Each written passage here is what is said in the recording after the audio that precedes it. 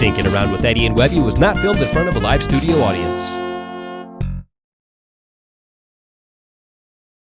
Hey everybody, how's it going? This is Webby, not Eddie, and this guy right over here is my good friend and pal, Edward. Hello. You know what's weird? Edward that's never been my name. You know what I mean? It's always Eddie. Yeah, that's the first time I've ever called you Edward in history, I think. So groundbreaking moment right there. Have you ever gone by Webster or what other variations of Webby are there? It's just Webby or Webster, right? Yeah, that's it. Webby or Webster. That's it. Because I guess I have gotten Edward, Eddie, Ed. But that's it. There's only three. Yeah. Welcome to nicknames. Yeah, welcome to nicknames with Eddie and Webby. What's going on, Webby? How are you, man? Is everything great in your life? Yeah, for the most part, can't complain too much. Things are good. I'm in Southeast Michigan. We had a massive snowfall recently, so I know some people would hate that fact. Luckily, we didn't lose power or anything. We did have at least 8.5 inches that fell, but so far, so good. Not too bad. What about you? What's going on with you? Oh, things are good.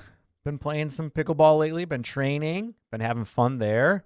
Been working up a thirst because I'm a thirsty guy and I like to drink beverages. Do you want to have a beverage with me?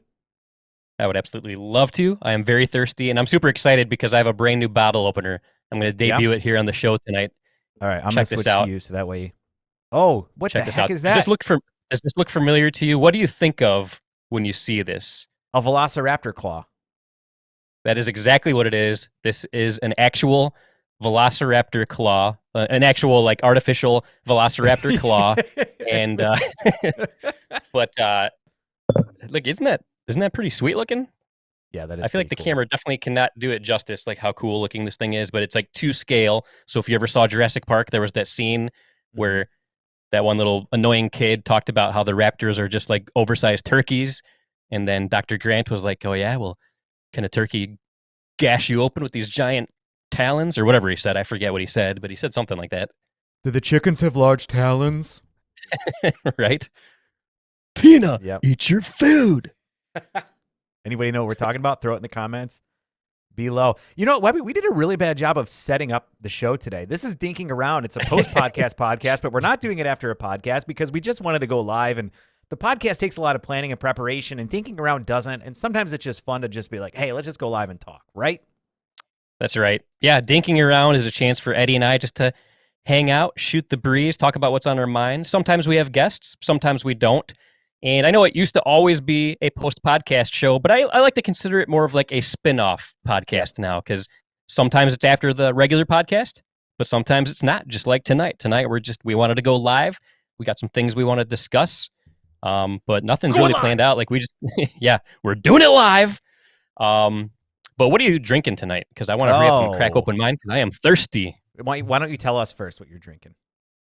All right, so this is from our good friends at New Belgium, and this is something I've never had before, so this is a new one for me, and this is called Triple Belgian Style Ale from New Belgium Brewing, and I am going to crack it open right now with this bottle opener. Hopefully I do it right, because there's like a special, there's a certain way you have to do it. You have to put it on a certain way, and then pull towards you. It works! Success! Tina, open the bottle. But as I pour my drink, what about you, Eddie? What are you going to be sipping on tonight? Yes. Well, Webby, you know that I like craft beer, right? I do know that. You know that I like wine, whiskeys. Do you know what else I like? Don't you like Scotch? I do like Scotch, but I also really like craft hard seltzers. And again, from our friends at New Belgium, they have what they're coming out with called Fruit Smash Hard Seltzer. Oh, This is a nice. tropical punch one. Look at that, 100 calories, 2 grams carbs, not bad. I'm excited to be able to drink this for the first time ever.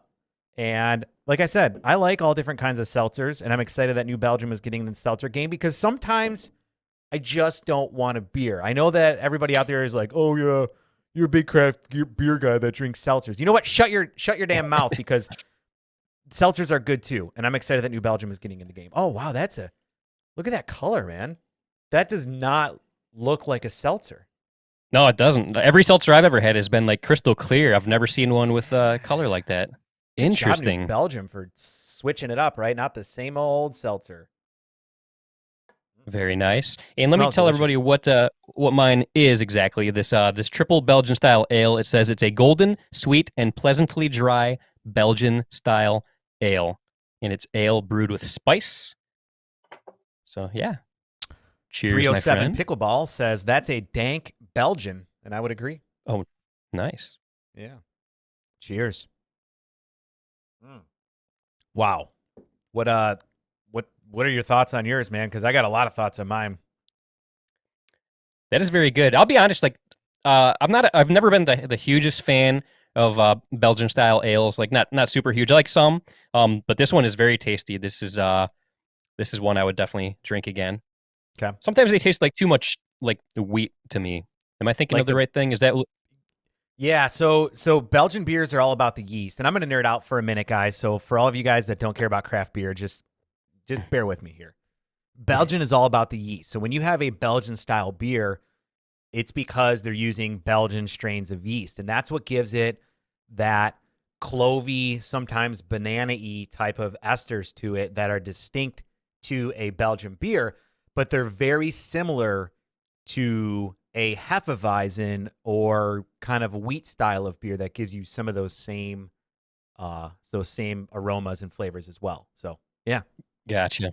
Yeah, I'll say normally I'm not a giant fan of those. Those aren't high on my list of favorite styles of beer. But I mentioned that this said it's brewed with spice, and I can definitely tell there's some spiciness to it, and I like that. I like that it gives it something different. It's not just like pure liquid wheat. Yeah. It's definitely Belgian beers are definitely, they're out there. And if you're just like a Coors Light drink or something like that, a Belgian that's going to be quite extreme. But Yeah. Real quick, our friend Wings Media Guy, aka Chris Medina, says, "I'm not going to say what that seltzer looks like." LOL. Yes, I would agree. It's quite. Yeah, it looks a little like pee-pee, just a little bit, but it doesn't taste like it. Because I got to tell you, man, this thing is full of flavors. So usually when I have a seltzer, it's intentionally like, muted flavors. But this one, my God, man, it's delicious. Absolutely delicious. I can't believe this is only 100 calories for how much flavor they got going in there. Very nice. I want to bring up a comment on the screen here. This is from Addie Lulu. They said, so excited for the show. And Addie Lulu actually has a very awesome YouTube channel out there. It's like an unboxing channel. So if you have kids out there that want to see unboxing, especially slime unboxings, I highly recommend the Addie Lulu YouTube channel. I hear that they do a great job. That's cool. I'm glad we got a celebrity tuning in. Yeah. Yep. Us YouTubers, we got to stick together. Yeah. Got to stick. Do some collaborations and stuff. You know what else we got to stick together on is supporting brands that support pickleball. As you guys know, pickleball it's a high risk marketing venture when companies put a lot of time and money into pickleball. There's not as much of a return on investment yet in the pickleball world. And so when companies do it, it's typically because they have a huge passion for pickleball. And New Belgium is no different. So if you guys are out there, and again, New Belgium doesn't pay us to say this. We're just fans of the product, and they did send us beers to drink on the show and share with you. If you guys see them on tap, see them at the local grocery store, Pickups New Belgium. Help support companies that support pickleball. Right, Webby? That is correct. Couldn't agree more. I love it. I love when people that aren't known for pickleball get into the pickleball world, and they're getting into it. And if enough people show support, they're going to stick with it and keep sponsoring tournaments and help things get going, even more so than they are. Definitely hope that's the case. What are we going to talk about tonight, man? Well, there's a couple things that I really want to talk about. One of them is something a lot of people are excited about, and that is a new paddle from Paddle Tech. But I don't want to do that quite yet. There's one other thing I want to bring up that's really making news in the pickleball world. Kind of a hot take, if you will. Let's do a hot take. We don't do a whole lot of hot takes these days. We don't. But there's been a picture going around. Have you heard about this? You familiar with this picture I'm going to bring up? Do you have an idea what I'm talking about? I mean, I definitely see a lot of pictures. A lot of people like to post stuff about pickleball when it comes to pictures. So it could be a number of things. Which one specifically are you referring to? So the one specifically I am talking about, it involves Lindsay and Riley Newman. So anybody that's on the pickleball forum or any of the other forums, they might have seen this picture going around. The Newmans were not super thrilled with what's going on. Basically, there's a picture out there of them using some paddles that I don't think that they were actually using. Oh, I actually think I have that paddle. Are you referring to them playing with Hudef paddles? That is exactly what I'm talking about. So there's a picture of Riley Newman and Lindsay Newman using some Hudef paddles, but they did not use Hudef paddles, especially when that picture was taken. I mean, and I know that for a fact. Whoever did that Photoshop job, like, kudos to you for making it look like they're legitimately playing with Hudef paddles. I mean, that's impressive. You might have like horrible intentions with what you're trying to do and misleading the public, but right. You're pretty talented, which is kind of crazy. Yeah, definitely a great Photoshop job, but I cannot commend what was done because somebody and Hudef has said that they were not responsible for this photo. So I just got to clear that out there. That according to Hudef, they did not have anything to do with this picture, but there was a picture out on Amazon of the Newmans using Hudef paddles, and they, in fact, were not using Hudef paddles. So that is something very frowned upon. That's something nobody should ever do. Yeah. But I think in all fairness, we need to show the picture, like the real picture, so people can see what they were actually wearing and using in the original photo. So let's go ahead and show that right now. So right there, there's the real picture. And I mean, it's a very well-known fact that Lindsay and Riley are huge Eddie and Webby fans. And they were wearing their favorite t-shirts.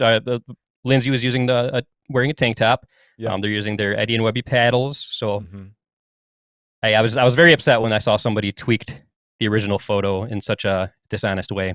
I know, like, why would you think it's okay to be able to come in and take a photo like this of them sporting all their Eddie and Webby stuff and slapping your own logo on top of it? I mean, people will just do anything for a buck these days, right? Anything for exposure. It's crazy to me. Yep. Exposure, attention, it's sickening that somebody would alter a photo just to get their brand out there. Yeah. Crazy. But before people start getting too upset, should we should we show the actual real photo? Yes. Obviously, guys, this is the actual real photo of them. Of course, they are both Selkirk sponsored players, and they're, they support that brand greatly. They play with their paddles, they wear their gear. And this was obviously the picture that was taken. And here's, I have a theory about this, Webby. Are you ready to hear my theory? What's that? Okay.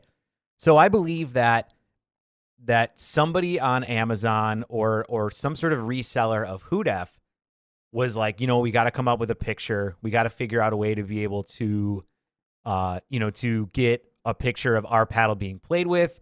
They innocently went online. They did a Google search for pickleball. They saw this one show up, and they're like, oh, I could easily Photoshop that to look like our paddle. They slapped the label on there, and they moved on with their lives. I don't necessarily think that they had like evil intentions, but I think that their lack of thought and consideration into, okay, who owns that picture, first of all? What brand are they covering up with their logo? probably led Right. to not the best thing. And, if Hudaf is truly innocent here and they didn't have anything to do with it, then I definitely do feel bad for them because it doesn't look good on them right now. Yeah, definitely some very bad publicity. I mean, some people say any publicity is good publicity, but not so sure in that case. So, yeah, hopefully that all gets squared away. Yep. But yeah, we like to have fun. We like to have fun here on the Eddie and Webby show and the Dinking Around show. That's right. We actually have a couple comments coming in here. One of them from our friend Chris, Wings Media guy. He said, I saw that, but the company disavowed that they had anything to do with that. Great point. Like we said, if Hudaf is innocent here, I definitely feel bad for that. Let's see here. Kyle Salenko has a comment. Our friend Kyle says, Hudaf didn't even exist when the photo was even taken. LOL. That's a really good point, man, because that was US Open 2 years ago. So was Hudaf even around then, or because I know Fad was kind of like their first big player that they came in with, but yeah, it was interesting. Yeah, good point. If that's true, I don't know for sure, but Kyle very well might be right with that comment. Yeah. Interesting. Anyway, good job photoshopping. Bad outcome of the situation. Guys, don't do that. And actually, if I may, I think we need to have like a theme song and everything for like Eddie's soapbox comment of the week, because sometimes I like to get a little preachy, but I think I'm okay here. When it comes to photos, videos, and things like that, I think that a lot of people just, hey, it's on Facebook, or hey, it's out there on the internet, which means I can just use it and do whatever I want with it. And I do think that in the pickleball world, we should be open to collaborating and sharing, because basically we're still so small that getting exposure out there is good. But at the same point, and there's some people on the stream right now who I know can relate to this.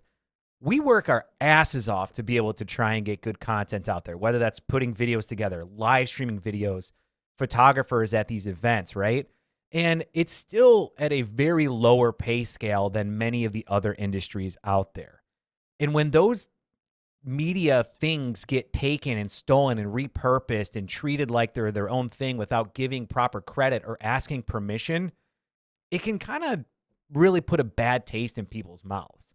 So I guess all I want to say is, if there's any content of ours out there, and Webby, feel free to disagree with me if you want, but if there's any content out there of ours that you guys want to be able to use for something, reach out to us. It's highly unlikely that, unless you're planning on doing something that's really negative or not in alignment with the brand that we represent, we're going to say yes. And we're going to help encourage and promote you to do something good with it. What's your take on that, Webby? Some people might be surprised by this, but I actually am going to disagree. I'm going to disagree with anybody who disagrees with what you just said, because I totally agree. All right, do you hear that? Bet you didn't see that one coming. It's gotta be tough. I mean, Webby, you've got years of experience in the video production world. Like, is this? I feel like it's prevalent in pickleball right now because it's still so small. But do you find that it's like that across the board?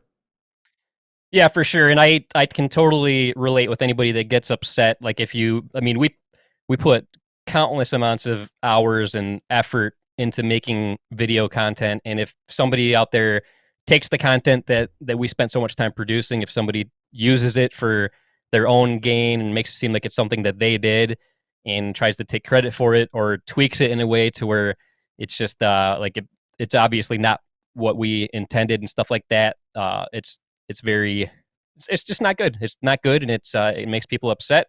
I know there are a lot of people out there that might use somebody else's content with good intentions and not realize that they're doing something pretty bad.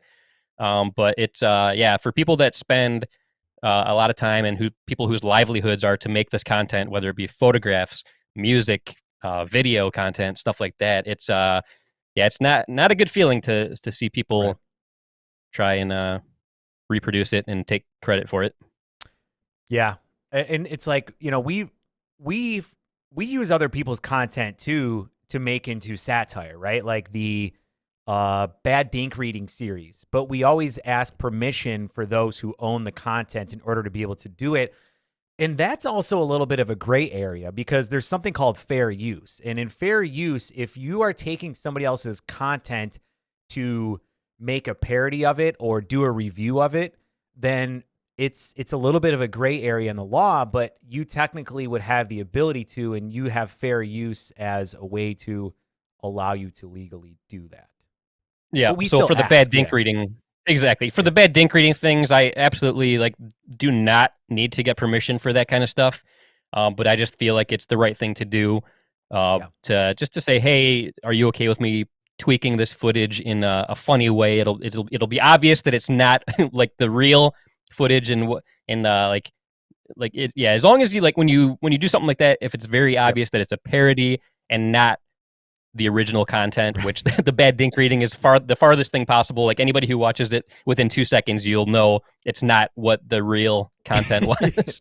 Yeah, but immediately. but I still, it makes me feel better about myself just to Yeah. say, hey, are you cool with me Mhm. using this footage of you or whoever made the content? Are you Yep. cool with me using it? And so far, And most everybody has been super supportive. Well, and even more than supportive, they've gone out and they've shared the comment or the content that we've created too, and Hmm. that's the cool part. Kyle Salenko threw a comment here, and he said, "I'm very generous with my content. If people ask, I usually give permission." Yeah, I mean we're pretty much in the same boat as you, Kyle. I mean, you kind of have to have that Yep, philosophy. I think at this stage in the pickleball game. And don't get me for wrong, Kyle, sure. we are hoping to get permission to use some of your content for maybe some upcoming bad dink readings or other things as well. So Yeah. Yeah, it's been a while since we did a new bad dink reading, so we're getting the itch. And that there's a very good chance that a new one will come out in the very near future. You never know. You never know when one is going to get busted out. yep. Well, actually, wait a minute here. In this new bad dink reading, it looks like we might have to really target one particular person, and that is Lauren McLaughlin, because she just said, "I'm actually upset. I have yet to be used to make fun of. Still waiting." Is that how could that possibly be Hmm. true? Um.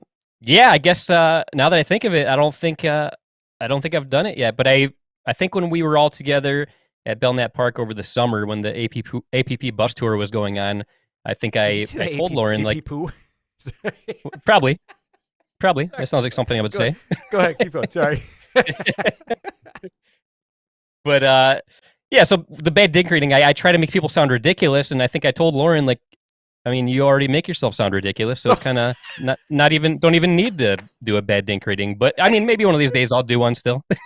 So Just kidding. you'll dink read over everybody else's voice, but keep hers the same.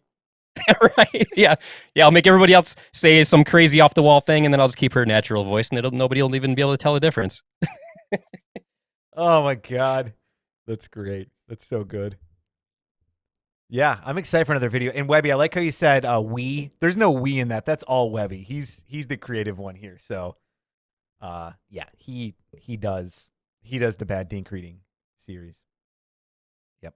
Oh, you're far too kind. You're far too kind. Lauren says, touche, Webby. Touche. I mean, that's fighting words, man. I don't know.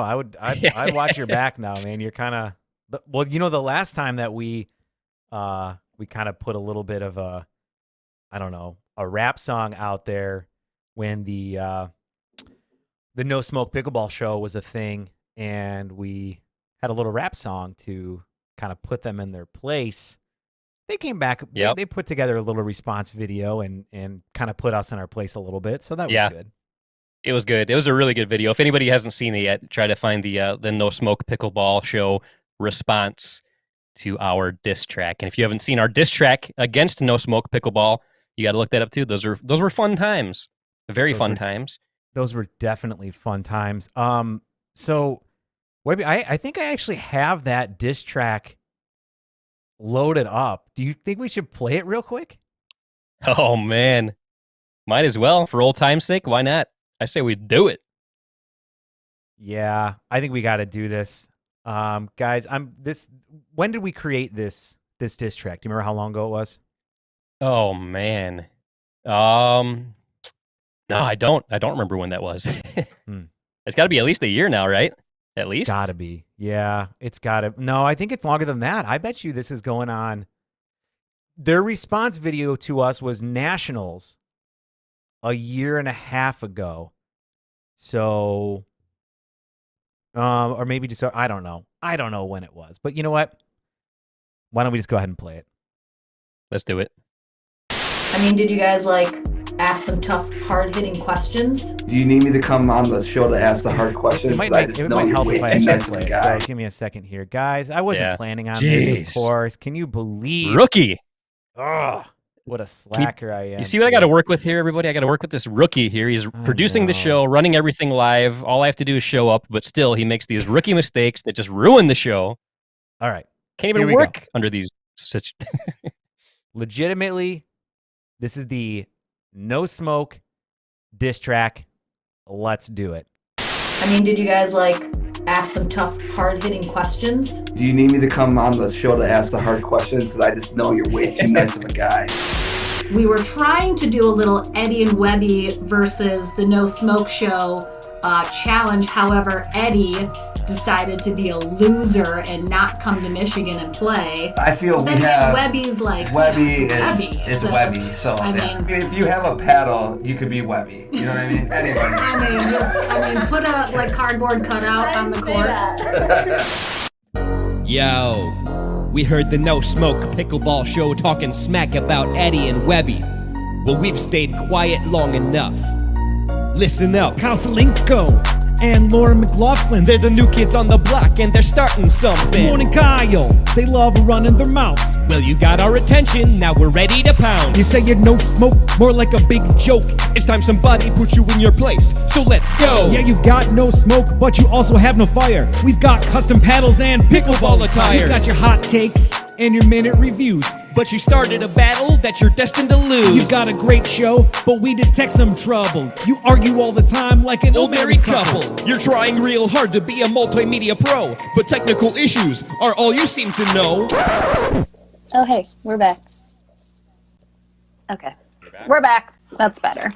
You say we're too nice and don't ask hard-hitting questions. How about you shut your mouth? That's a great suggestion. I heard you talking smack about my pickleball skills. Well, you better watch out, I'll make you head for the hills. At Dink for Pink, I've got a secret weapon. Maggie Raminzi Chow is gonna teach you a lesson. We're Eddie and Webby, and we're here to stay. The ball's in your court now, so let's play. You guys are controversial, we've got nothing but class. Why don't you take your no smoke and blow it straight up your...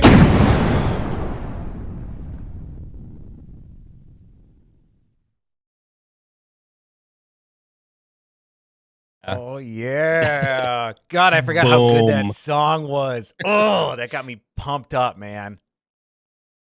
Man, so that just goes to show you, anybody, if you mess with us, you're going to get we're going to make a diss track and just tear you to shreds. God. Do you remember what we used to do? Remember we used to make music and stuff, and then it's like, sometimes I think when you're in this pickleball world, you have to balance out okay, it's important that we get our content out there to people and get views, okay? So to get views, sometimes you have to do all these other things. And, we also need to be able to earn a living. So we need to focus on, our jobs and stuff. I wish we could just make videos like that all the time. And that was just, that's just what we do. Wouldn't that be awesome? That would be so awesome. Because I love making those videos. And, I'm so proud of them. And then we release them to the world. And I just think, this is going to go viral. Everybody's going to love it. And then nobody watches them. Nobody. Nobody. Nope. So if anybody wants to see stuff like that, start watching our content, the music videos that we do, because we've done a bunch of music videos. Nobody's watched them. So we kind of eased off on them. But if anybody wants to see more, let us know. We'll definitely do them. I've got a whole new batch of song parodies ready to go. The last one I did got barely any views, so it almost doesn't seem worth doing. Yeah, because that's literally hours and hours and hours, and when it gets 200 views, you're like, yay, thank you, thank you, mom, grandma, aunt, uncle, next door neighbor. It's basically it's just all people that we know, right? Right. So that's how I base it. So we have close to 3,000 subscribers. So technically I would think, okay, if we post a video, boom, it's gonna have 3,000 views instantly. But we quickly learned that that's not the case. So in my mind anyway, if I release a video like that and it gets hardly any reviews, it means it sucks and I should move on and do something different. So that's right? That's how it works in my mind anyway. Maybe people just aren't getting alerted. Click that bell icon. If you subscribe to us on YouTube, click that bell icon. Then you'll get alerted when we do new content and new videos. Maybe that's the case. Maybe nobody's clicking the bell icon. Yeah, why aren't you clicking that bell? Right? By the way, Oh, Lauren did just send a message that I can play it from my phone here real quick. Hopefully, I'm a little nervous, guys. I have not Oh, man. I have not proofed this yet, so who knows Uh-oh. what is going to happen. But let's just see what happens. Oh yeah, it's just her dancing. Yep. Okay. Okay, she's getting jiggy with Yep. it to the diss track. She said that hurts. Yep. It's so funny. Yep. Yeah, we've had a lot of fun with Lauren and Kyle Oh, yeah. Salenko over the years, so that's going to definitely continue because we're going to be teaming up for future APP events. So lots more fun to come. That's right. Webby, I got a question for you, man. What's that? Anything new and exciting happening in the paddle world of pickleball? Is that a thing? Actually that's a good name for like a store. Like, come on down to Paddle World. We got pickleball paddles. We have I was gonna say tennis paddles, but they don't play with paddle. We have ping pong paddles. We've got platform tennis paddles. We've got fraternity paddles, right? So where they paddle each other at night. Isn't that what happens? Yeah, that's exactly what happens. But I think you're onto something. Paddle World. If there's not a place already called Paddle World, there needs to be. Yeah. But yeah, as a matter of fact, there is something exciting going on in the world of paddles, and that is the fact that PaddleTech released a new paddle this week. They did. They did. And I don't know if that's I'm just behind the times or out of the loop, but like I didn't even know they were coming out with a new paddle until like a week and a half ago. What about you? Did you know? Kind of. It was from just a side conversation that I was having with Curtis back a few months ago. He had mentioned that there was some things coming up, but didn't really give me too many specifics about it. So I knew that there was something in the works, but I wasn't sure what just yet. Okay. Interesting. But yeah, so we've always had a great relationship with PaddleTech. We're not sponsored. They did not even ask us to talk about this tonight or anything like that, but they were nice enough to send us their brand new paddle, and Eddie and I each got our hands on this paddle. And for anybody unaware, the paddle is called the Tempest Rain Pro. And here it is right here. This is the Tempest Rain Pro. It's pretty. It's got the new logo that they came out with. God, can you believe it was like 18 months ago or 16 months ago they came out with their new logo. It feels like it was forever ago, but yeah, it was October 2019. Yeah, I'm so used to it now. Yeah, I remember when it first came out, I was like, wow, this is going to be quite an adjustment because I loved the old Tempest Wave logo they had. It had like that swoosh wave look to it. I always loved it. But I really liked when they did the rebranding. I thought that was a great move on their part. I know a lot of people don't like change, and they were so used to the old look that they were kind of upset with it. But I totally understand why they did it because the old look, it was kind of dated. Wasn't I don't know, it just wasn't very modern looking. So I think it was a great move, the fact that they did the rebranding. Yep. But yeah, you and I have both been big fans of the Tempest Wave Pro for a long time, and I've noticed this paddle sounds similar. It's Tempest Rain Pro sounds a lot like Tempest Wave Pro. Like, is it like similar to the Tempest Wave Pro? Or well, what? What's the deal with that? I have a Tempest Wave Pro in this hand and a Tempest Rain Pro in this hand, and basically, here I'm just going to cut to me real quick, and I'll show you that. The look is almost identical on the paddle face, right? But the size is where the biggest difference comes in. And as you can see, the Tempest Rain Pro, which is behind it, is more of an elongated paddle that's thinner than the Tempest Wave Pro. But everything else about it feels almost identical. Wouldn't you agree with that, Webby? Yep, absolutely. Absolutely. Like the weight and the feel, even though it's a different shape, like somehow it's still like feels similar. Feels very similar. Yeah. And so I've gotten to play with it now for probably 4 different times. I would say I have over 8 hours of play into mine. Webby, have you had a chance to play yours yet? I have. I spent a couple hours with it a couple days ago, and I feel like instead of me kind of recapping in my mind how it felt, I thought it would be cool to put together a video. Like this might surprise everybody, but I had my cameras rolling when I was testing it out, No. and I wanted to get my reaction like immediately right after I was done playing. So I put together just a real short video, just to show me using it and giving my initial thoughts as soon as I was done. So I think we should go ahead and roll the clip. Hey guys, how's it going? This is Webby, not Eddie, and today I'm going to be testing out the brand new paddle from PaddleTech, the Tempest Rain Pro. And from what I understand, this is basically an extended, skinnier version of the Tempest Wave Pro. And just for reference, here is a side-by-side comparison. This is the Tempest Wave Pro, and this is the new Tempest Rain Pro. So let's see how serving is with this thing.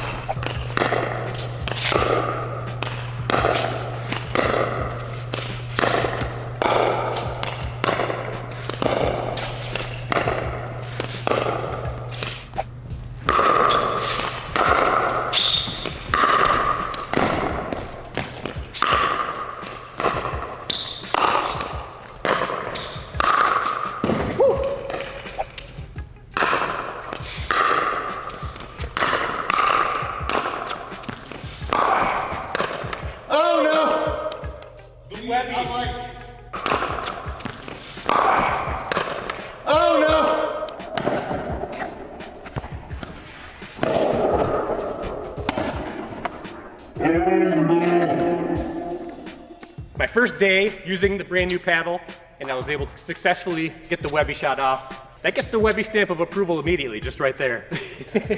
All right, so I just finished playing a couple hours with the new Tempest Rain Pro from PaddleTech, and I've got to tell you, I'm liking it. I know this is only my first time ever using it. There are still a few things that I need to get more used to before I can say that this will be my go-to paddle. The soft game, and anytime I need to hit a ball at the last second, those areas I still need to get used to being able to hit the sweet spot, because this is a little bit of an adjustment compared to the Tempest Wave Pro that I'm used to. But overall, I really like this paddle a lot. I was able to get more power with it than I can with the Tempest Wave Pro. I feel like when I would hit it with the overhead, I felt more consistent, and my serves, I felt really good and confident with my serves. So really the short game is where I still need to get used to it. Just like with any new paddle, I need to play with it a few more days to really get the hang of it. First impressions, very good. Oh yeah. Nice. Yeah, so there you go. That's my, like, literally my very first impressions right after I finished playing with it for the first 2 hours. That's what I thought about it.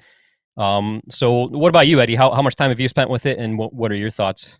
Yeah, I have a few different thoughts. And real quick, I do just want to, I know Chris Medina, you have a question there. It looked like narrower but not longer. It's just hard to see with my camera angle because it's such a wide angle. But here, let me see if I can show you this way.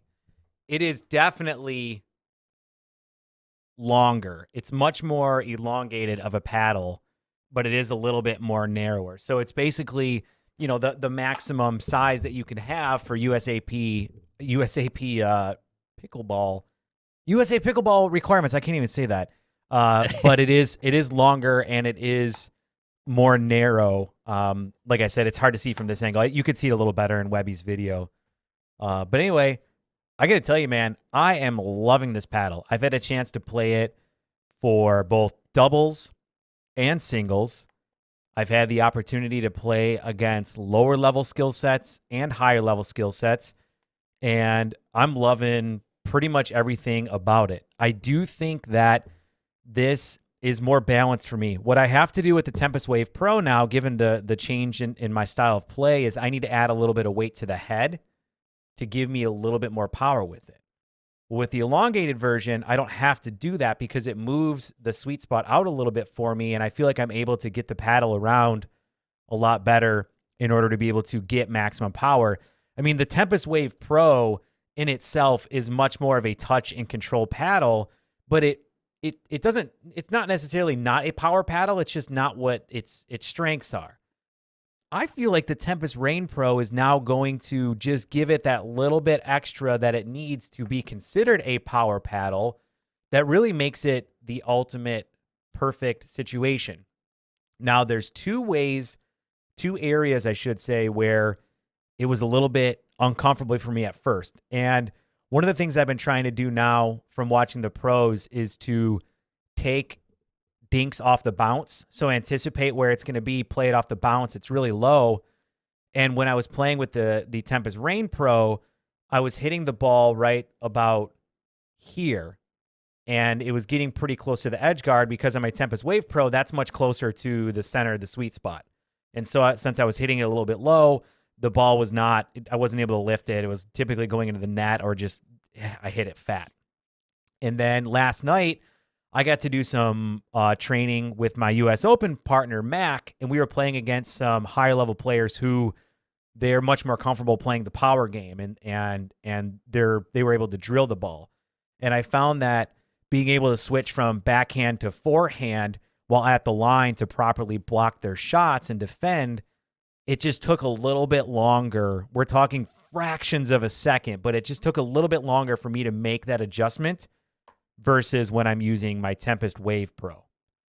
So that's all. I'm still going to continue to play with this, and I definitely think that this is going to be for sure my new singles paddle. It could also become my new doubles paddle if I continue to play with it and have the success that I have found with it so far. Nice. So myself personally, I have only played singles with it, and I absolutely loved it for singles.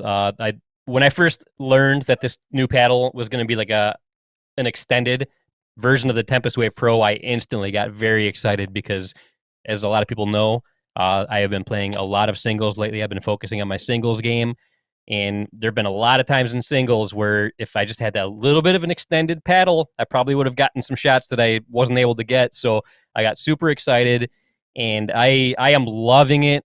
My overhand shots are way more powerful. I feel like I have great control with it. When I was serving, I feel like I was making less serving errors. When I was doing my returns from at the baseline, I thought I was returning really nice and deep. But kind of like I said in the video, what I learned that I need to still get more familiar with is playing with it with the soft and the short game, because I feel like when I'm up at the line, I find myself hitting like this area quite a bit, or even this area when the sweet spot is up here. So I need to get more used to that. And I actually recently got some coaching from Zane Navertil. He was in my area, and I got a private lesson from Zane Navertil, and I was using the Tempest Wave Pro during the lesson. And even with the Tempest Wave Pro, he noticed I was hitting kind of low on the paddle. So he helped me do some things to make sure I learned to hit the sweet spot. So naturally, with this extended paddle, that's even more of a challenge for me. But with what I'm working on, based on what Zane told me, I think if I give it some more time, I think I'll definitely be able to get used to it. In fact, this weekend, I'm going to be playing some doubles for the first time in a long time. I've got a group scheduled. We got a court reserved, and a group of us are going to play some doubles. And I'm very excited. I will definitely be using the Rain Pro to see how I do during doubles play. And that kind of goes along with a question. I know we posted earlier if anybody has any questions for us, whether it be just general questions or questions about this paddle. And Lynn Soju asked, is this a singles paddle or doubles too? And it's supposed to be great for both. But for me, it definitely shines when playing singles. I just got to get a little more used to it for playing doubles, and I will do that this weekend, and I will report back to everybody on the next episode to let you know how doubles went for me. That's cool. We actually have quite a few questions that have come in here that I want to address. First one is from Nicola Mejes. I hope I'm pronouncing that right there. Please let us know and school me if I'm not. Can you get your name on the Rain? I don't believe so. I don't think the Tempest series have allowed you to customize to put your name on them. I think that's just the Bantam series and maybe the I don't know. Do you know that? I thought it was just maybe the Bantam series you could do that. So I don't know Or if the it's only the Phoenix, too. Bantam Yeah, sorry. series. Yeah. I do know that the Tempest series does not allow it, unless something very recently changed. But as of a couple weeks ago, you still could not get your name added to the Yep. Tempest series. Yep. But that's a great question because I love that feature. I love being able to add your name to it like that because right now I just have my Yeah. name like grease penciled on a part of the paddle. So hopefully they make it to where the Tempest series you can add your name to also because I love that. It's a great touch. I thought that was a great question. I agree. Chris Medina, Wings Media guy, asked how much is it? According to the Paddletech website, it's $170. So definitely on the higher end of paddles. That's for sure. Yep. And but go ahead. Oh, I was just gonna say there was another question. This came on Facebook the other day when we first made the post. This came from Ross Thalen. Hopefully, I'm saying the name right. But they said, "Will this be the paddle that can help Webby get a win in the Webby versus Everybody series?" And that is a great question because anybody who's watched the first 5 episodes knows I have not gotten a win yet. And we'll find out soon. I have 3 episodes already recorded, which was before I got the Tempest Rain Pro. So the next 3 episodes, we won't be able to find out the answer to that question, whether that paddle will help me get a win. But after that, I will try out the Tempest Rain Pro during a Webby versus Everybody, and then we'll see if it helps. But who knows? I might get a win sometime in these next 3 episodes that are already recorded. Just got to stay tuned. That's right. Ed Dine asks, Eddie, what is the weight of the rain you played with? It came in at 7.8 ounces, but I added a little bit of weight to it to get it to right around 8.1. I like my Tempest Wave Pro between 8.1 and 8.3. And the reason I went on the lower side with this one, Ed, was for the same reason that I mentioned earlier. I already felt myself having a hard time switching from backhand to forehand as fast as I could with the Tempest Wave Pro. And I know that the heavier the paddle, the harder that is. And I figured with the sweet spot being a little bit further away from my hand, it was going to let me generate enough power, but not needing to be as heavy to feel balanced in my hand. So that's why I have it set right now to 8.1. And I'm willing to experiment by removing all that weight and go down to the 7.8, which it originally came in, see if that makes a difference. So, yeah, hopefully that answered your question, Ed. My paddle is also, yeah, I was just going to say my paddle is also 7.8 ounces, and I've actually never dabbled in adding lead tape to a paddle before. So, yeah, personally, I love trying. Like I look for a paddle that I don't have to add lead tape to. I mean, I've never added lead tape, so I don't even know what it'll do for my game. But I like the thought of buying a paddle and being able to use it as is. But I know the top pros always add lead tape to it, so I don't know. Maybe I need to look into doing that. Well, I think it all depends, right? Like, I also think it's where you're at in your journey. I know for me, if I would have started dabbling with weight a year and a half ago, I wasn't consistent enough of a player yet to be able to really know if it worked or not. But now that I've gotten to the point where I have some consistency in my game, I've been experimenting. I've been adding a little bit at a time. I even tried getting my paddle up to almost 9 ounces and trying with that. And then I even ordered one of my paddles down in the low 7s and experimented with that. And I found that there's advantages and disadvantages to each, but I kind of treated it like a science experiment and got myself to where I really like that 8.1 to 8.3 ounce range in my paddles. And that's where I'm most comfortable. Obviously, the heavier the paddle, the less you have to swing to generate power. However, that also means that you're also, you're not as fast with it. Zane Navratil, for example, he plays with, I think, what did he say, a 7.3 ounce, which on the pro side is very, very light, but he doesn't have an issue generating power. So I think it's all about your comfort zone and where you're at in your game to know if experimenting with it is going to help or not. For sure. We have a comment here from Brian Rogers. This goes along with Nicola's question about being able to customize the Tempest series, and people will be glad to see that did I go up? Oh, yeah, there we go. Customizations of Tempest are in the works. So that is Nice. great news. I love to hear that. Thank you, Brian. Thanks for confirming. Brian is with Paddle Tech, so he knows the inside information. So that's awesome. Love to hear that. Absolutely. We had a really good question come in here from Janice Bloom. And Janice's question is, how do you know when you should purchase a new paddle due to your skills advancing?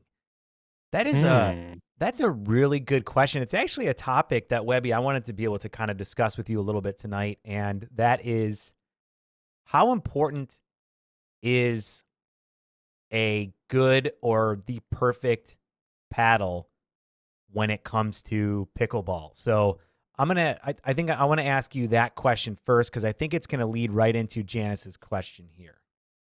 Okay. But yeah, I mean, I think it's very important, and the reason I say that is, like, it just depends on your gameplay style. I do think skill definitely has a part to play in that, because the more skilled you get, the better your gameplay style gets. And I've found, like, I know when I first started playing, the Onyx Z5 seemed like an awesome paddle, but once I got more skilled, I found that I wasn't able to do what I knew I should be able to do while playing. So that led me to experiment with other paddles. I mean, the Onyx Z5 is still a great paddle, and I don't have any problems with it. But for my personal style of play and the way that I evolved, it wasn't quite right for me. And then I started trying some other paddles. I ended up starting using some Paddle Tech paddles, and I could just feel a difference to where it was like, wow, this jives better with how I'm playing and how my current game is. So I do think the paddle you use. I mean, I think anybody, if you stick with one paddle long enough, you can learn the quirks and how it is. Like, even if you have like a lower end paddle, I'm sure anybody can get familiar enough with it to be able to do very well with it. But I think if you have a higher end paddle, it'll help you do better quicker. But which paddle you should use, that is all relative. Like, it all depends on your playing style and your skill and what you're looking for, in my mind. No, I definitely think that's well put. I do think that having the right paddle is important. I don't know necessarily that you're going to get as big of a gain in having the right paddle as a lot of people put weight into. And what I mean is that if I go up against Ben Johns and he's playing with a freaking ping pong paddle or spatula, he's going to kick my ass, even if I have 5 years of experience into my Tempest Wave Pro, which I'm already at 2 years playing with one. So I think that it's not going to make you be a pro overnight. But to me, to advance your skill set, you need to take away as many variables as you can that make you uncomfortable out on the court and make you feel at home. And so when I step out onto the court with my Tempest Wave Pro, or now, I'm almost there with my Tempest Rain Pro, it just feels natural to me. It's become an extension of my arm out on the court. And the style of play really complements me, because I focus much more on being a technical and a soft skills player versus one that just goes out there and drives the ball over and over and over again. So that's why it works for me. So I guess the first question I would ask you, Janice, is what is your style of play? Are you a banger? Are you more of a dinker? Do you want to shape the ball, or do you want to just keep the ball in play? Where are you at with it? Do you find that your balls are going out, or do you find that you're not generating enough power for it? I think those are the first questions you'd want to ask. And then from there, that will help you determine not only which paddle you should get, but also the weight of that particular paddle. What do you agree with that, Webby? Yeah, for sure. I 100% agree. I thought those were great points. One question I got directly, like once we posted that we got our hands on the Tempest Rain Pro, a lot of people sent me direct messages asking me how the size of the Tempest Rain Pro compares to the Selkirk Invicta, especially the Invicta Vanguard. And I actually have a Selkirk Invicta Vanguard, so I'm going to show you how it compares right now. Okay. Which I'm assuming the And, Selkirk Invicta is probably one of the most popular styles of elongated paddles out there as of right now. Would you agree with that? Oh, for sure. Yeah, I know a lot of people are loving that paddle. I reviewed that paddle last year, and I knew it was very similar, but I didn't realize how similar it was until I compared them side by side. And take a look at this. They are pretty much, let me shift over a little bit here. They are pretty much exactly the same size. When you're eyeballing it, they look pretty much exactly the same size. So for anybody wondering what what the size difference is, it's not noticeable much at all. I feel like maybe the Selkirk looks a little bit thicker. I don't know if that picks up on the camera, but eyeballing it right here, the Selkirk looks thicker. But in regards to the shape, it is very, very close.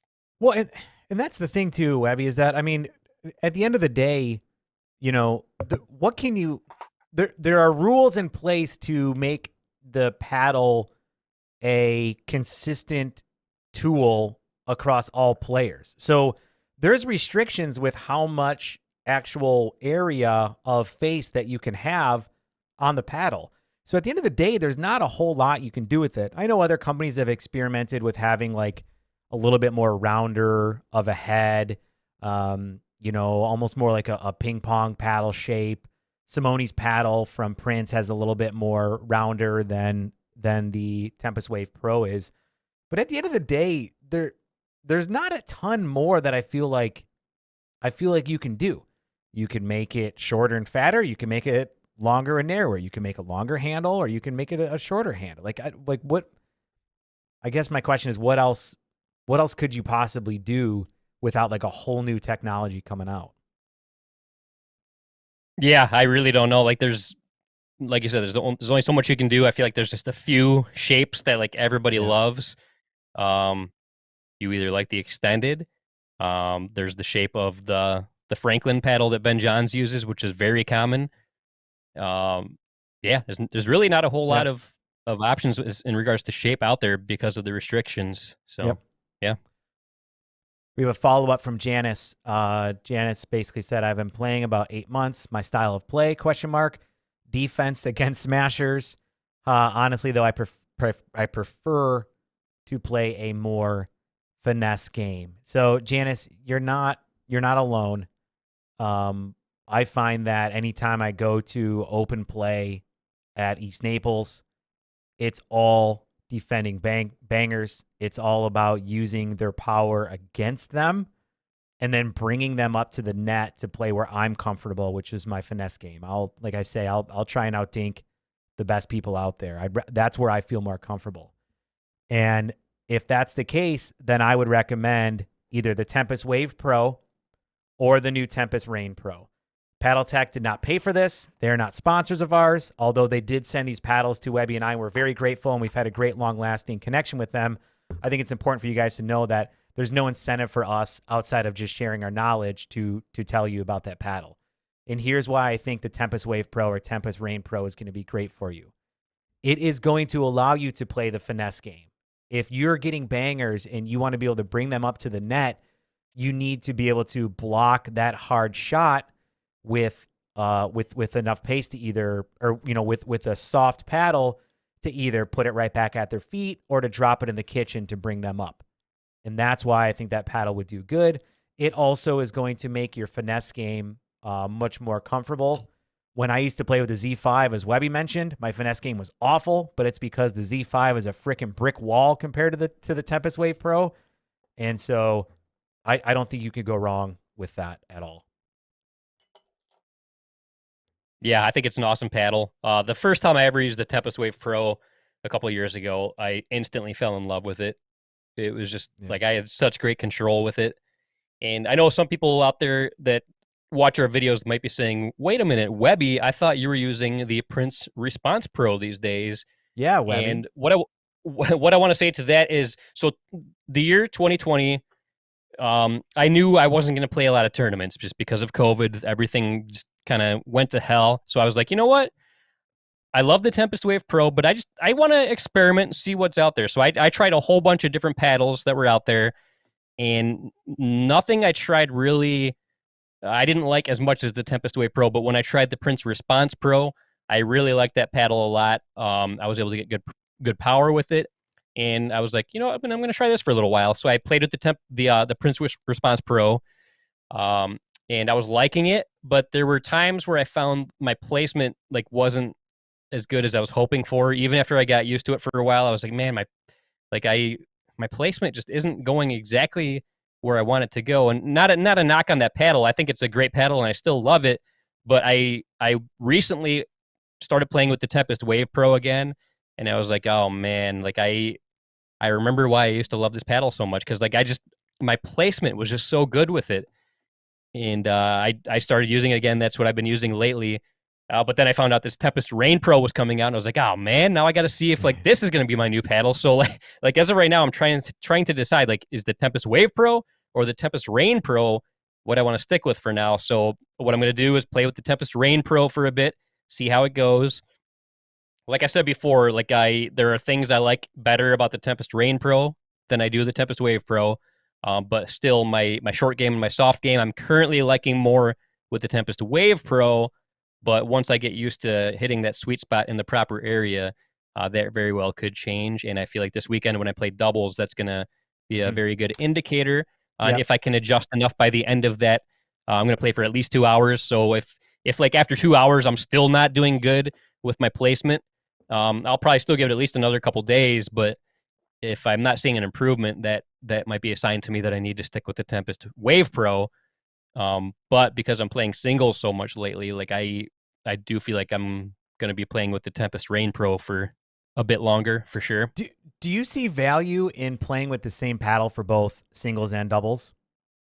Because most pros do. I hardly ever see pros switch paddles.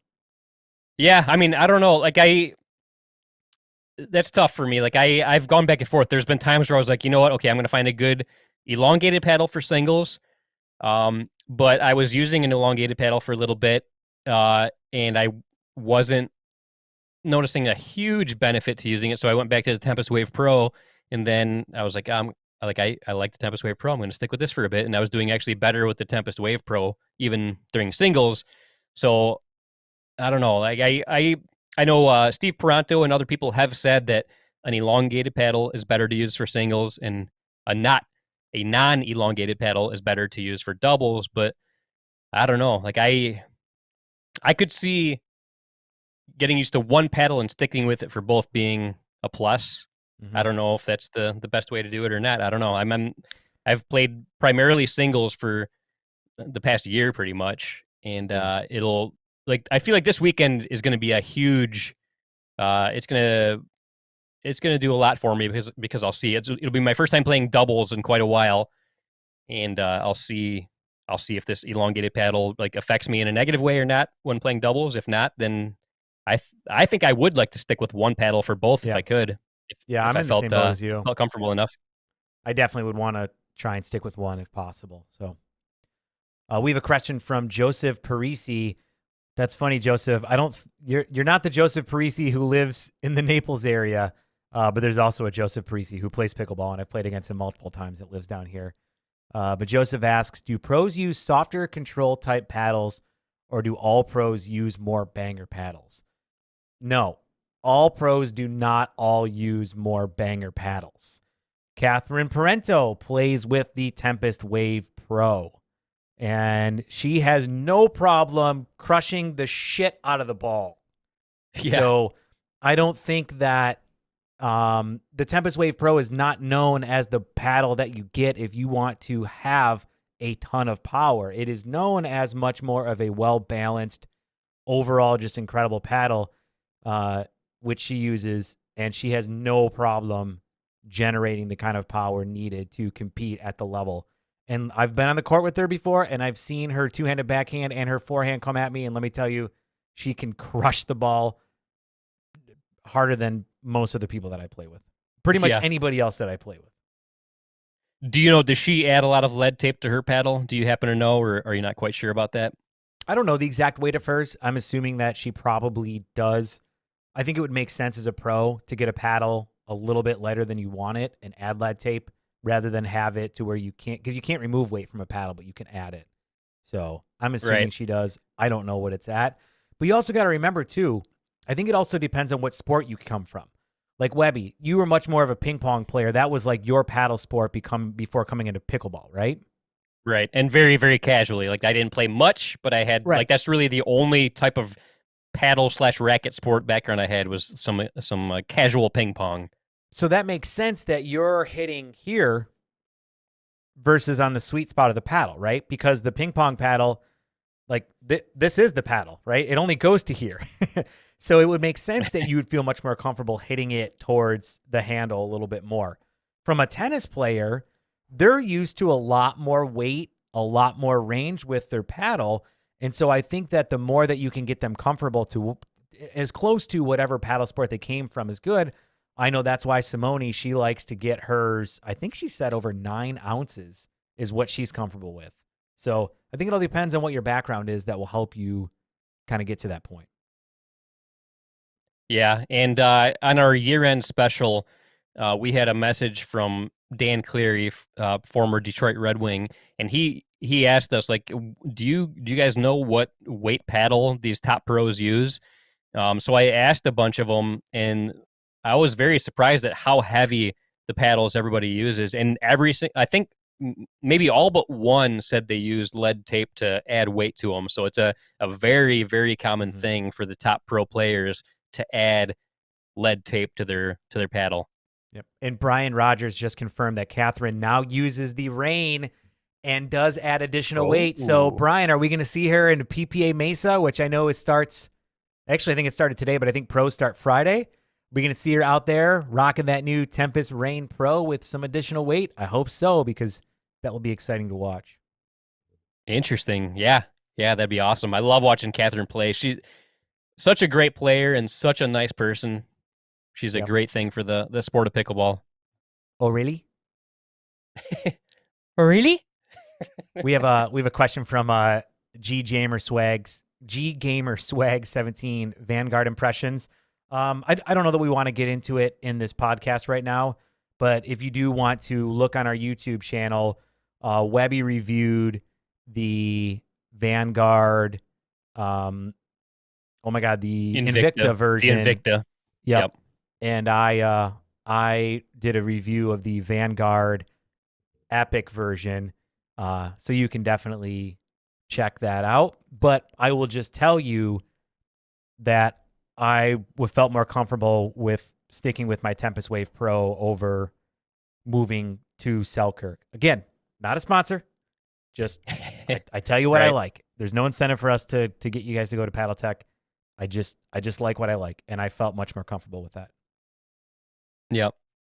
Yeah, and we, like Eddie said, both of us did in-depth reviews of the a couple different Vanguard paddles. So if you want to see in-depth reviews, we're not going to rehash everything we already talked about. So just look it up. I'm sure you'll find it. But yeah, Janice, good stuff. I mean, Janice Bloom, real quick, Webby. She said, "Wow, thanks for the recommendations on paddles. I'll definitely look into it." Yeah, Janice, you can't go wrong with looking into Paddle Tech. I mean, they make amazing stuff. So hopefully that recommendation will work well for you. And Janice, where do you play? Let us know where you play at. I'd love to know where you're at in the country and where you like to play. Yeah, and something I'm very big on, Janice, is getting your hands on paddles through a demo program. A lot of places will let you demo paddles.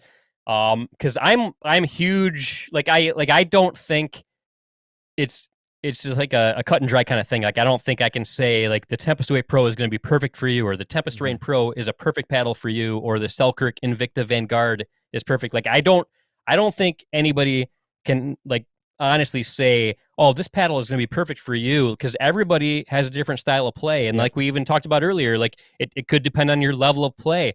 I don't know, maybe when I was first starting, maybe the Tempest Wave Pro wouldn't have been a good paddle for me, but just because I was whacking the ball randomly and not really caring about placement and stuff like that.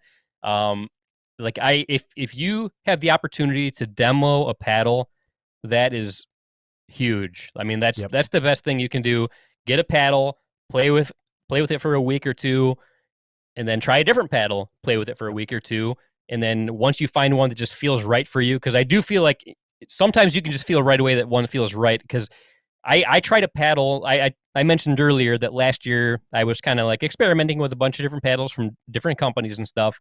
There was one paddle in particular that a bunch of people raved about.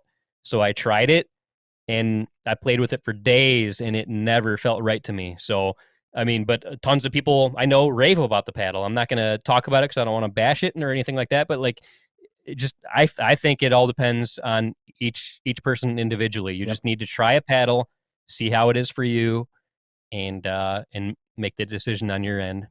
100%. I was not a big fan of the Selkirk Epic Vanguard, but I know a lot of people that love it who are really good players. So that's just my take on it. I think it's all about what you're comfortable with. Do you know what I found too is that I also think it has to do with the grip. So I'm a big feel guy, right? Things have to feel, it just has to feel natural in my hands. Everything has to feel right. And anytime I play with a paddle that is, because the Tempest Wave Pro is more rounded, if I play with a grip that's a little bit more like a tennis racket grip, I find that it throws me off. And it's just, I don't get the same level of comfort with it. Could just be mental, but that's something that I personally like. Who knows? Maybe there's something out there that you don't like. Maybe you have to play with a purple paddle. Maybe you have to, I don't know. I mean, maybe you like a short handle or a long handle. It all depends. And so go out and try some. See what you like. Yeah, I've said this time and time again. Like, I think it's all relative. Like, it all depends on each individual person. I personally recently started using overgrips, and I am a huge fan of overgrips. If I use a paddle that does not have an overgrip, it doesn't feel right to me. Like, I like that extra girth to the handle. You got all that sweat too coming off your hands, right? Yep. I personally, I'm a huge fan of the extra tacky type overgrip. There's the extra tacky, and then there's like the extra dry. There's different styles of overgrip. I personally love super tacky the overgrips, and that's my style. And I've tried the tacky ones. I've tried what are the purple ones? What's that brand? I know Tyson McGuffin is sponsored by them. Oh man, I have the paddle. I've used them and I like them a lot. Yeah. I'm drawing a blank right now. Tournigrip. Yep, that's it. I am a huge fan of the extra tacky tourniquets.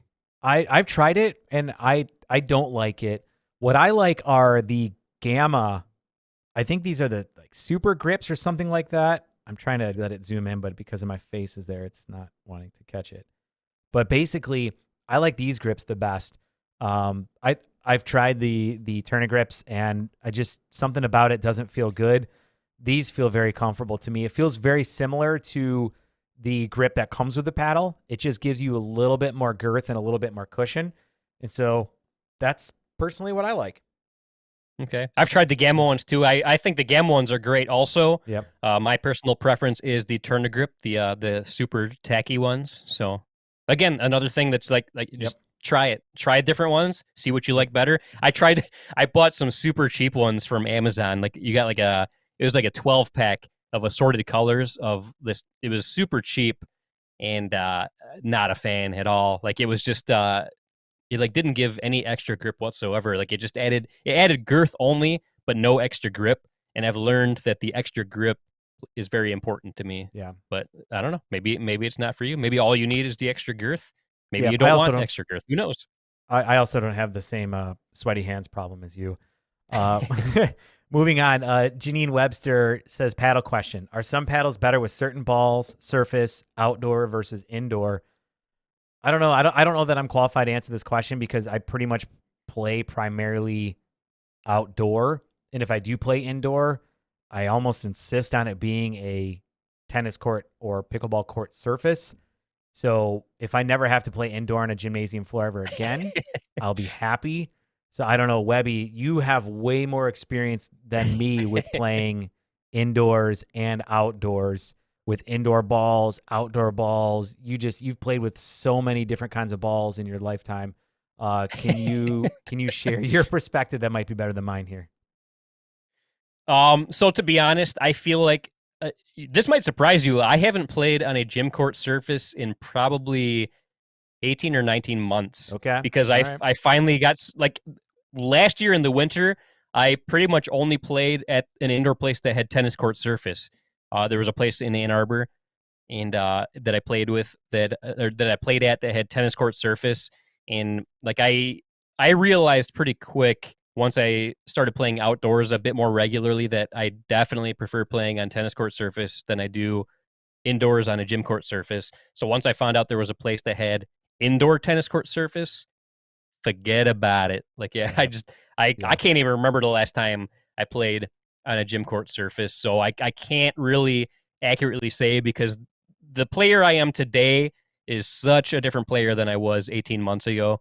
So I don't know for sure if it's a whole lot different playing indoors, because I know indoors the jugs ball or like there's an onyx ball that's very bouncy that people like to play with indoors. I don't know for sure if it would be any worse playing with the paddle I'm used to playing outdoors or on a tennis court surface. I unfortunately can't answer that super good. A year and a half ago, I probably would have been able to answer that better, but I understand now how much better tennis court surface is than indoor gym court surface. I'll still do it.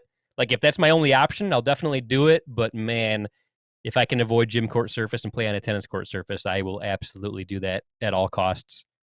Yeah, it's a different game, man. I still remember the last time you and I played indoor in a gym court. We were playing with the jugs ball, and you lobbed me, and I'm like, oh, that ball is going to be 6 feet out.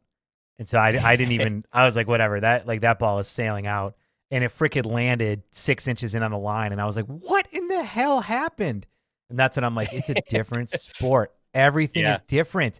The feel, the way the ball slides, how it strikes from your paddle, the fact that it's heavy and falls so much faster than an outdoor ball. Everything, it's just night and day difference. So different. We have a comment here from Edward Dine, and he makes a great point. I've heard this before, and he said, I like the white gamma. He's talking about the overgrip. I like the white gamma. When it gets dirty, it's time to change. And I've heard other people say that too. They'll specifically say they want the white grip because once it gets dirty, like noticeably dirty, that's how you know when it's time to change. And I like that. I like that because I do feel like after a certain amount of time using a grip, you do want to change it. So I like that. I like that idea. Yeah, I'll have to check into that. We got another comment here from Carrie Seiler. I'm pretty sure Eddie likes the new Johnny Pickleball Signature Engage Maverick paddle. I've only seen pictures of it, Carrie, and I think it's a beautiful paddle. I haven't had a chance to hit with it, but maybe when Johnny's over here recording the next Around the Post episode, who knows? Maybe you can bring one by and I can hit with it, and yeah, I'll definitely check it out. It's a sexy paddle. I'm not going to lie. It's a very nice looking paddle. Nice. Yeah. Have you seen pictures of it yet, Webby? I don't think so. I don't specifically recall seeing it. It's got the camouflage on one side. Right now, I think the only place you can get it is here at Ace Sports, which is in Estero or Fort Myers, so about 30 minutes north of here. Very nice. Mm-hmm.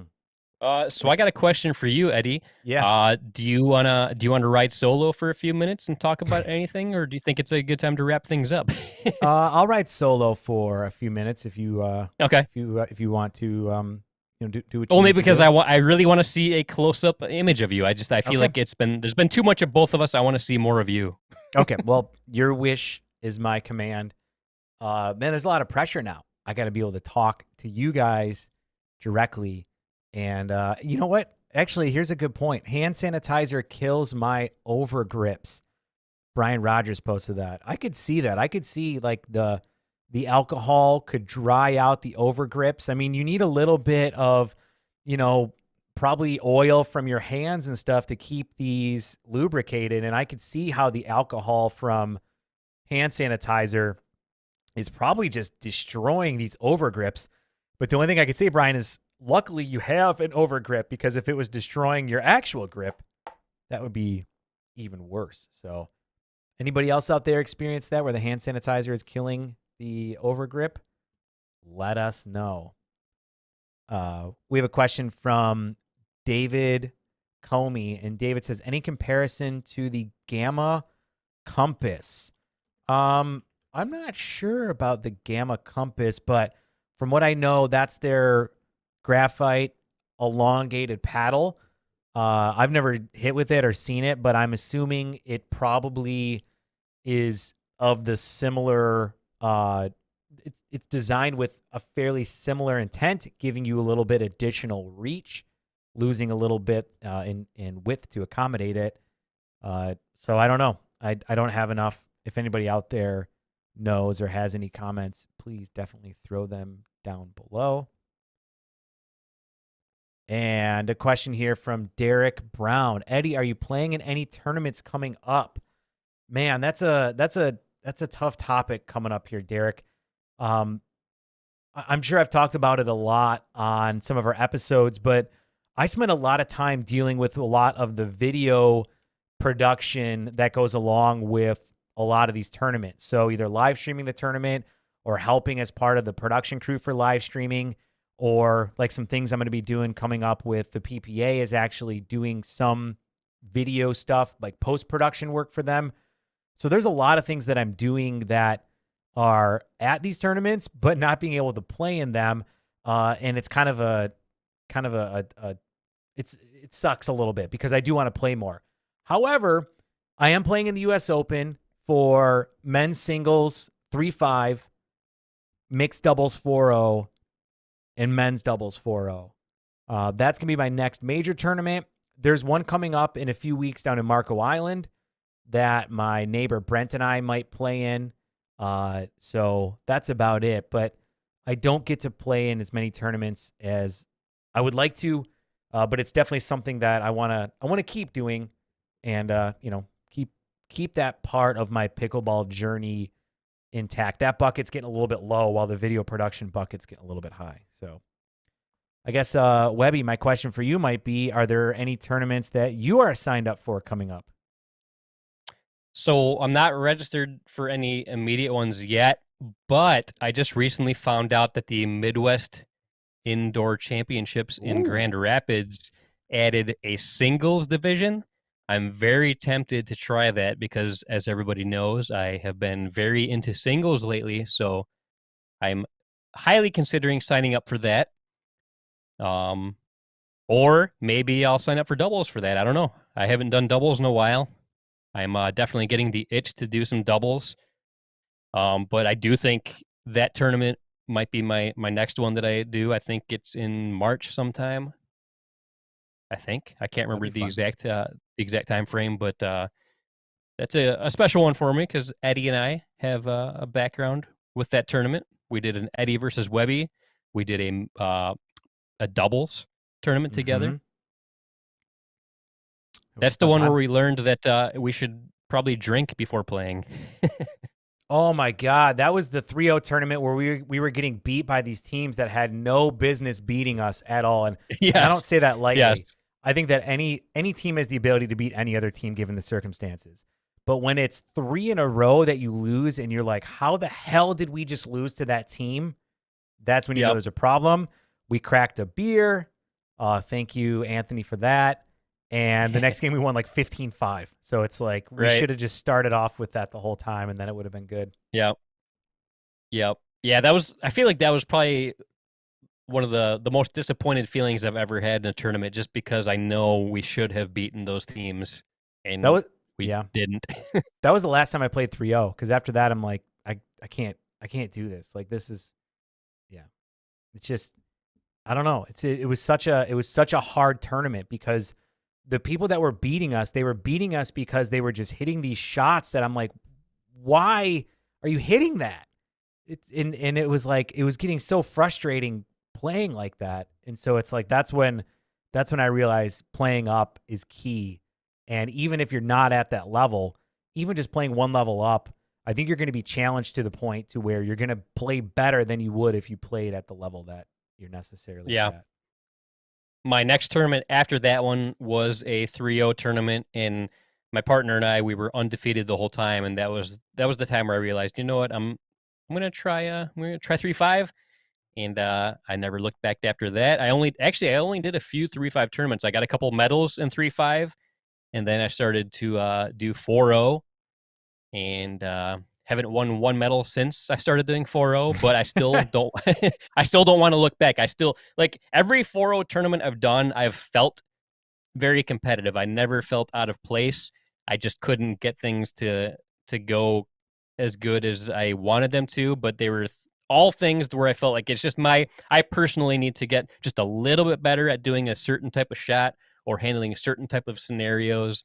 And once I figure out how to handle those and handle the pressure and the mental game when it comes to those scenarios, then I think I'll be totally fine. So, but yeah, I went all of 2020 without winning one medal. I did all 4-0 tournaments, but not once did I feel out of place. So I still am going to stick with 4-0, no matter what my official rating is. And I think 2021 could be my year to finally place in the top 3. Nice.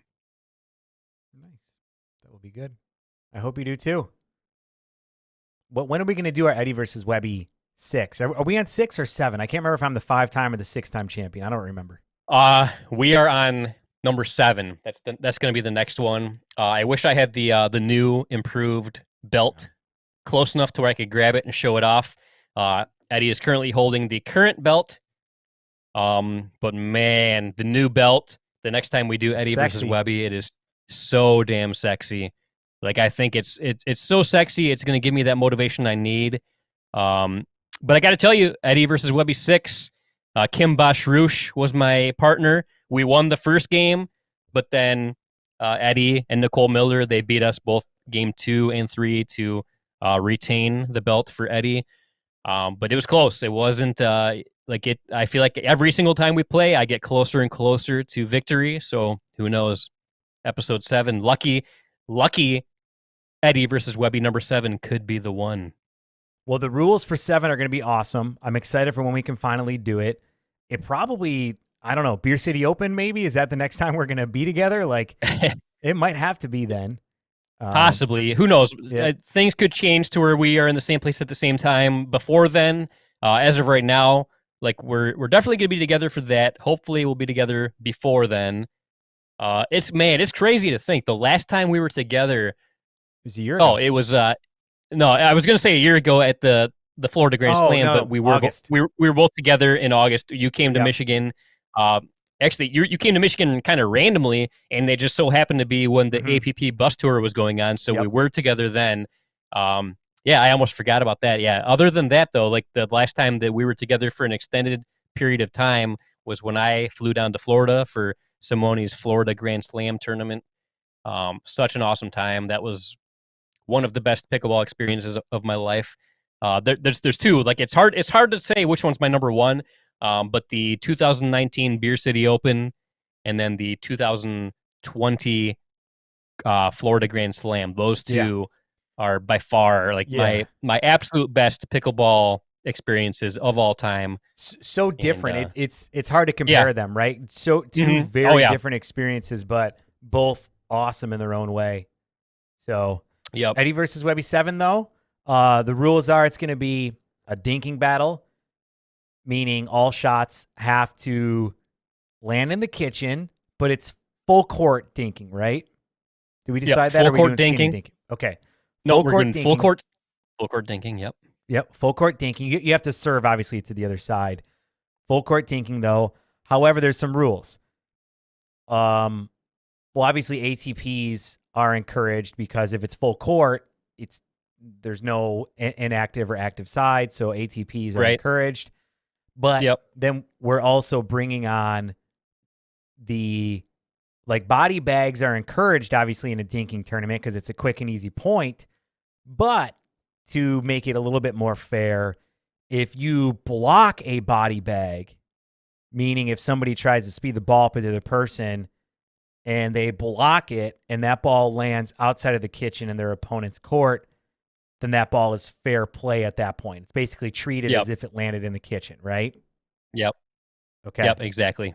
Yeah, it's like a reward for being able to defend the body bag. You protected yourself, so we're going to reward that. Yep.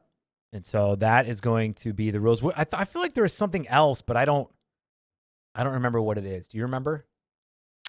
And not off the top of my head. I know there was a previous episode of Dinking Around where we like went in depth with all the rules and kind of came up with them on the spot, but they all sounded good. So we'll have to find out what that was. If anybody remembers what episode we talked about that in, let us know so we can go back and refer to it. Usually Dinking Around is after like the podcast where we have 1 or 2 or 3 beers and then we have even more. So today's like a different type of episode. Yeah. So today's been fun though. Like Yeah. this reminds me of like the olden days, like when we first started doing the podcast, just you and I. Yep. Just kind of going back and forth with the added addition of people commenting live, which I love. Like that part is awesome. So it's like an old school episode, but with the addition of live audience chiming in. I love it. That's right. Hey, Webby, keep telling the crowd how much you love it and talk about things for a minute or so. I'll be right back. Okay. Yeah, so Eddie had a chance earlier to have the camera just focus on him, so it's only fair if I get that myself. But yeah, like this Thinking Around show, it's so much fun. We don't really plan much out at all. The whole inspiration for tonight's episode was the fact that we got our hands on the new PaddleTech paddle, the Tempest Rain Pro. So we thought, you know what, let's talk about it. Let's let people know what we think about it because we got our hands on it a little bit before the public did. So we thought it would be cool to just share our experience with it. We both love it. We both think it's an awesome paddle. I personally, I don't know if it's going to become my go-to paddle yet. I need to do some doubles with it because I've only played singles with it so far. And anybody who has played singles or doubles knows that they are both totally different games. So once I play some doubles, I'll find out, does it have the touch that I need? Can I do the soft game, the short game? Can I do that as consistently and as good as I need to? If I can, then I think it's very safe to say that the Tempest Rain Pro will become my go-to paddle. But the verdict is still out. It'll take a little bit of time to find out for sure, but you never know. You never know. Exactly. Yeah, exactly. I have no idea what you just said, by the way, but yeah, that sounds great.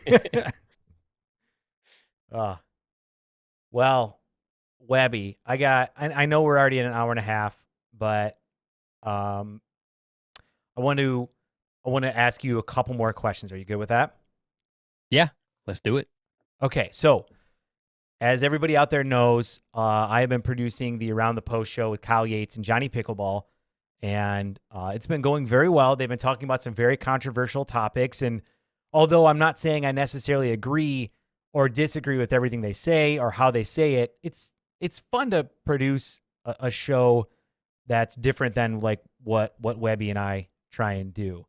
But they did bring up a few topics in the first 3 episodes that I want to see if you could give your opinion on in 30 seconds or less per each one. What do you say? Do you think that's a good challenge? Okay. Yeah, let's try it. Okay. First one. USAPA rules, and actually not even necessarily about the rules, just about the USA Pickleball as an organization and a lot of the concerns that they have around it. And I'm going to set a timer for 30 seconds. What do you say? Do you think you ready to do it? Yeah, why not? Let's go for it. Okay. I've had 3 beers, so I'm balls to the wall. All right, let's do it here. 30 seconds on the clock. This is about USA Pickleball as an organization and perhaps your feelings on it. Ready, go. All right, so I know a lot of people have had a problem with the rules because they feel like they came out of nowhere and that they weren't really organized or they weren't really transparent and letting other people know what they were going to do about the rule change. But I do feel like the people that made the decisions, they came from a good place and they do have good intentions in mind. And I think people should give the new rules a fair chance. And yeah, I think time's up. Time is up. I think that was good. So basically, you brought up the concerns that people have, which is about the transparency and why the rules were created. But your take is give the rules a chance and see what happens. Is that fair? Yeah, I think people should give them a chance. I do think they came from a good place, but I absolutely agree with the people that think the USAP. It's so weird not to say USAPA. It is hard. It does not feel right to say USAP. So Yep. I got to either say USA Pickleball or I'm just going to stick with USAPA because it's burned into my head. But anyway, USA Pickleball. We already did 30 seconds. I was just asking you a yes or no question. But yeah, anyway, so like I am fine with the new rules. I think everybody should give them a fair chance. What is the point of me having a timer if you're just going to go off on a tangent? All right, fine. I'm done. So I want to see if I can summarize it. Okay. You wish they had more transparency, yet you do think that we should give these rules a chance. Is that true? Yes. Yeah, you're a lot better than I am than at saying things quicker. Okay, well that's good. All right. So that's number one. Second episode was why is everybody and their mother an instructor, and maybe the lack of quality control or consistency across organizations that certify instructors, and how that could be necessarily a problem for the pickleball world. You ready? I'm ready. 30 seconds starting now. So I thought the points they brought up were very valid. I do think it could hurt people that do training, people that are certified trainers. I do think it could hurt the industry in the long run or overall if people that don't really know or aren't very skilled are teaching people how to play pickleball. I think it's fine if people are giving free lessons just to teach the basics of pickleball. But if you want to get in-depth and great strategy instruction, I think you should be focusing on pros or people that are certified instructors. All right. I think that was very well said. I don't think I have anything more to add to that. Like, that was good job. Nice. Yeah. So that was episode 2. Episode 3 that aired today about 3 hours ago has to do with the PPA. And for those of you guys that may not know, which I'm sure all of you do, the PPA has decided that for the pro division, pro and senior pro, they are not going to implement 3 new rules that were introduced from USA Pickleball in 2021. And that is the let serve rule, meaning that if the ball hits the net on the way over and it lands in bounds, the PPA pros are not going to play that, just like it was in 2020. The second rule is they're not going to be allowing drop serves, so they're not going to be embracing that new rule. And the third rule is they're not going to, and we're calling it the COVID serve. So basically, it's moving the point in which a ball becomes an active ball from before the serve starts to the moment it leaves the paddle. And that rule was put into place with a kind of unknown outcome of it, which is what led to a serve like what Zane Navratil's been doing, the amazing Zane Saw serve that I think is incredible and fun to watch. So the PPA's decided to put that on hold and not take those rules on until they see what the rest of the world does. The amateurs in the PPA tournaments are going to be playing those new USAP rules, but the pros are not. And basically, just so you guys know, in addition to that, USA Pickleball just recently moved their sanctioning from, there are different levels of sanctioning, and those different levels affected your UTPR rating differently depending on the level of sanctioning. They now made it to where either you're sanctioned or you ain't. There's no in between. And if you're not sanctioned, it no longer, the outcome of the tournament will no longer affect your UTPR rating. While on page 1 of the handbook also says that if you're non-sanctioned, you also don't need to abide by those rules.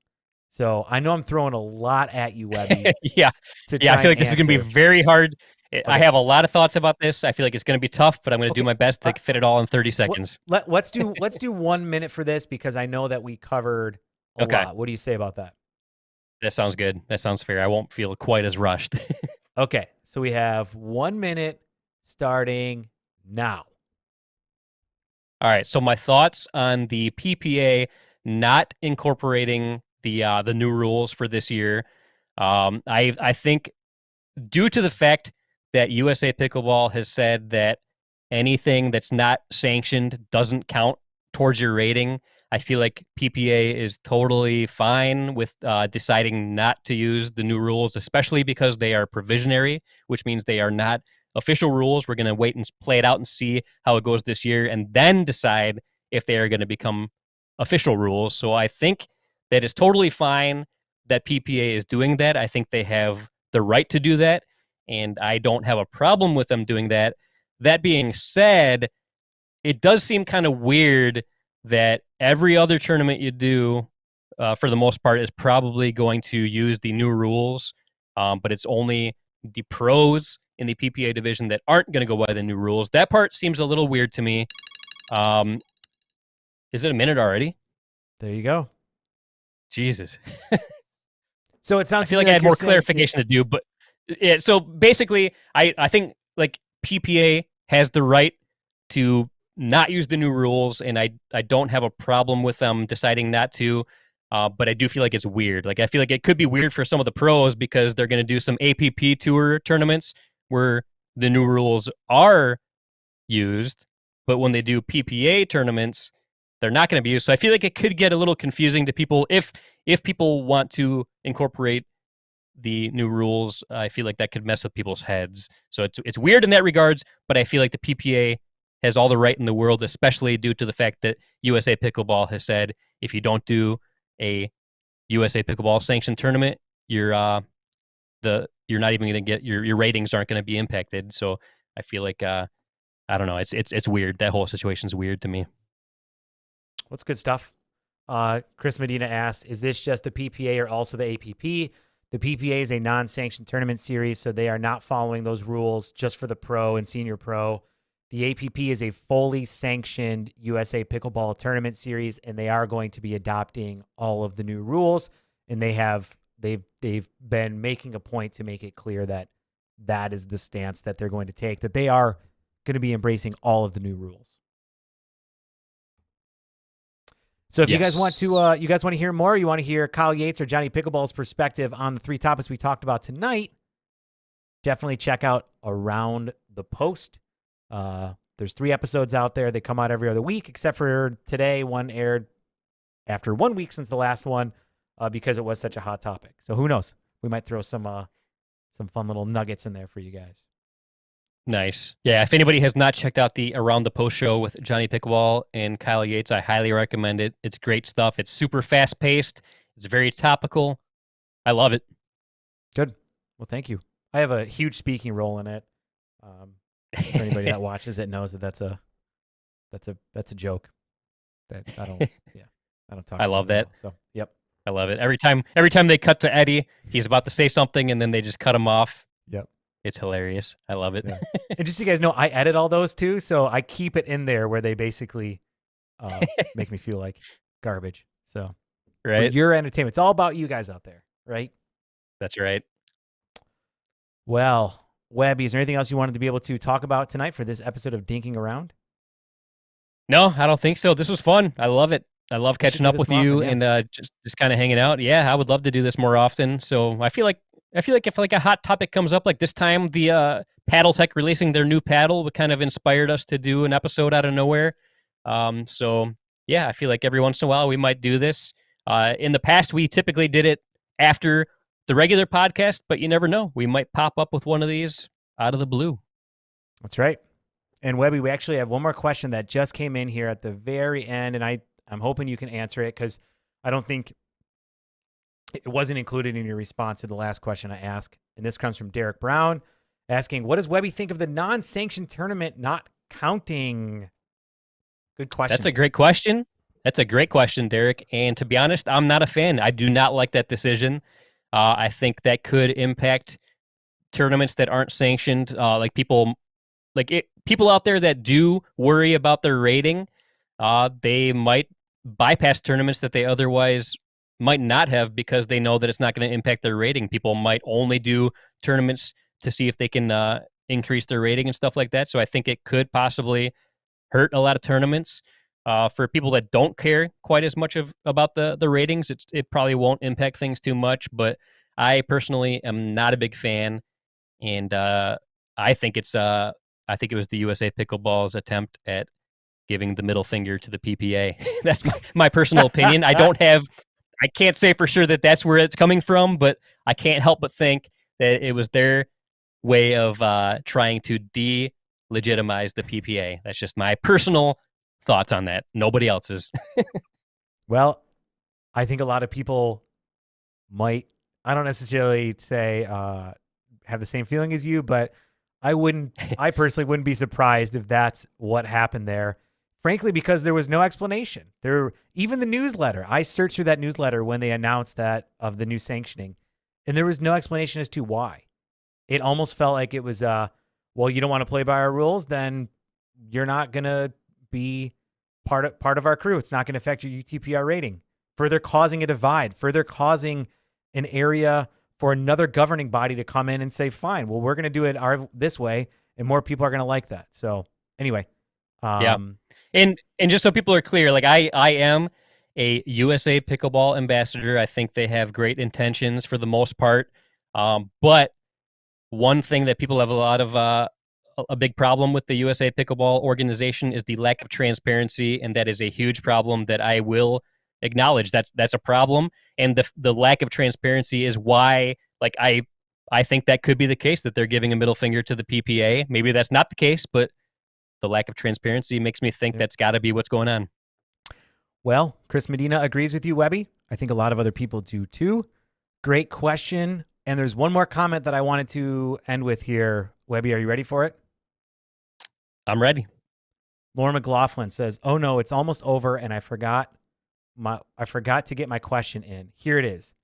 Eddie, how did you come up with your stage name, Eddie, since it ... She was trying to give away my real name. And basically, Lauren, it was from back in my stripper days. That's what I used to go undercover. And, I mean, obviously, when you look at this physique here, it just screams former exotic dancer. And that's where it came from. And that just stuck with me. And so now when, I'm in the pickleball world, Eddie it is.